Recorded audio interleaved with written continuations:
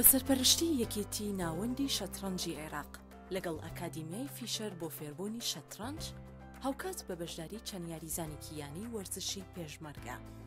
بۆ چوارەم جار لە شاری سلێمانی پاڵەوانیتی شەترەنج بەڕێوە دەچێت، بەڵام یەکەم جارە بەم ئاستا بەهێزە بکرێت بە بەشداری 68 یاریزانی نێودەوڵەتی لە هەموو پارێزگاکانی عێراق و کوردستان و وڵاتانی سووریا و ئێرانیش تێیدا بەشدارن. توانیومانە پاڵەوانێتەکە لە ئیتیحاد یەکێتی نێودەوڵەتی بۆ یاری شەترەنج تۆمار بکەین کە ئەمە خۆشبەختانە شاری سلێمانی ناوی شاری سلێمانی چۆتە ناو لیستی یەکێتی نێودەوڵەتیەکانەوە.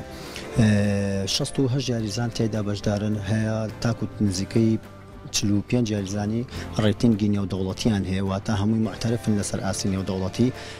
نزیکەی 15 کەسێکیشمان هەیە کە یاریەکان ڕێتینیان نییە کە ئینشاڵڵا هیواخوازین لەم پاڵەوانێتیە ئەوانیش ڕێتینیان بۆ بێتوانێ. ئەم یاری شەترەنج ناسراوە بە لعبة الملوك ئەو لعبة الأذكياء، واتە کەسە زیرەکەکان یاری پێکەن، چونکە چۆن لەش پێویستی بە وەرزشە، پێویستی بەوەیە کە تۆ ڕاهێنانی پێ بکەی، مێشکش بە هەمان شێوە، ئەمە پێوترێ خواردنی مێشک، واتە هەتاکو تۆ بتانی یاری پێ بکەیت و فکری پێ بکەیت، تۆ فێری چەند کارێکت دەکا، یەکێک لەوانە فێری تەحملت دەکا، فێری ئیتیخازی بڕیارت دەکا، فێری ئەوەکە کە تۆ لێپرسراوبی لەسەر ئەو کارەی کە ئەیکەی. تەنها یاریە لە هەموو یاریە جیهانیەکانە کە شانس دەوری تێدا نابینێت، چونکە هەمووی لە بەردەست خۆتایە. ئەوەی خۆت ئێجوڵێن و خۆت کاری پێکەیت و خۆت بەرنامەتدا ڕێژ بۆ کردووە، ئەوە ئەنجامەکەی بەدەستێنی، یعنی باش بیرکەیتەوە، باش نەقڵە جوڵەی باش بکەیت، ئەو ئەنجامە باشانێتەوە بەردەستی خۆت.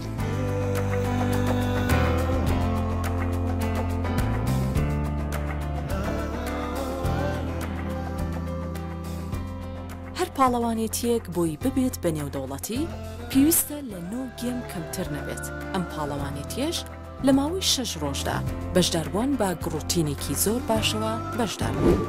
من محەممەد نیکۆکارم لە ئیلام، خەڵقی ئیلام لە ئێرانەوە لە خزمەتتان هەستم. ئەوەڵین دەوری مسابقاتی سلەیمانی زۆر باشە، بازیکۆنێ یاریزانەی سەتبانە عێراق، یعنی 10 نەفەر بەرتەر عێراق لە مسابقات هەستان. لە ئێران لە سووریا بازیکۆن هاتیەوە.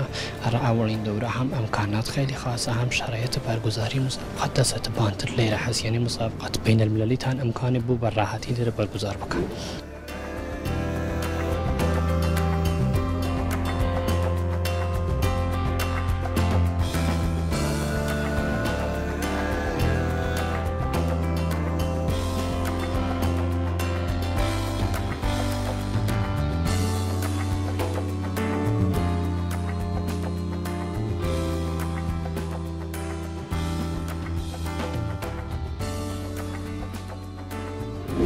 من وەکو مەناڵی بەشداریم توڵێم کرد و حەزەکەم پێشکەم و مناڵی کەشی وادارم بەشداری کە لەگەڵ ڕایەنەرەکەمان قسەم کردووە و ئاستم زۆر باشە.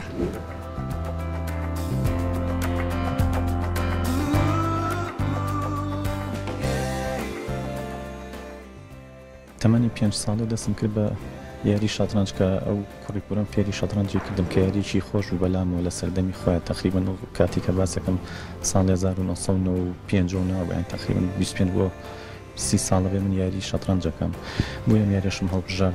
یاریکی خۆشە و تەکتیکی و استراتیجە، یعنی ئەمە کاتوانی ئیسفادەی لێکی بۆ ژیانی خۆ لە ژیانی ڕۆژانەی خۆتا بەکاری بێنی، وەکو چۆنێتی فکرکردنەوە بۆ ژیانی خۆ کە ڕێک بخەیت لە هەموو ڕێەکانەوە. نەتیجەکانی خۆشم لەم پاڵەوانتیان من سەرەتا تا جەولەی 5 متەسەدر بووم، 5 یاریم بردبووە، بەس دوێنێ یاریەکم دۆڕانەویش غەڵەتی خۆم بوو، هیلاک بووم لە یاریەکەیە، چەند نەقڵێکی غەڵەتم کرد بۆ هۆی دۆڕانی یاریەکەم. بەس بۆ ئەو کەسانی کە بەریانەکەم من بڵێن لە ماڵەوە داتابیس هەیە، لە فیدا هەیە، سێری یاریەکانیانەکەی ستایلەکانیان فێرە بیت و دوای تەمرینیان بۆکەی خۆت ڕێگەخی لەسەری کە هەم وەختیشی بۆ بێت و هەم ئیسفادەی لەوە بکەی کە بتوانی چۆن خوێندنەوەی بۆ بکەی بۆ یاریزانەکە لی بەریتەوە. ئەمانش لەم پاڵەوانێتیە ئاشنابوونی هاوڵاتیانی خەڵکی شاری سلێمانیە بەم جۆرە یاریە. لە هەمان کات ئاسی ڕۆشنبیری تاکەکانی کۆمەڵگە زیاتر بەرز دەکاتەوە و مێشک و هزریان زیاتر دەجوڵێنێت بۆ ڕایکردنی کاروباری ڕۆژانەیان. لەگەڵ ئەوەشدا ئەم جۆرە یاریانە تا ڕادەیەکی زۆر مرۆڤ دوور دەخاتەوە لە زۆر بەکارهێنانی یاری ئەلکترۆنیەکان.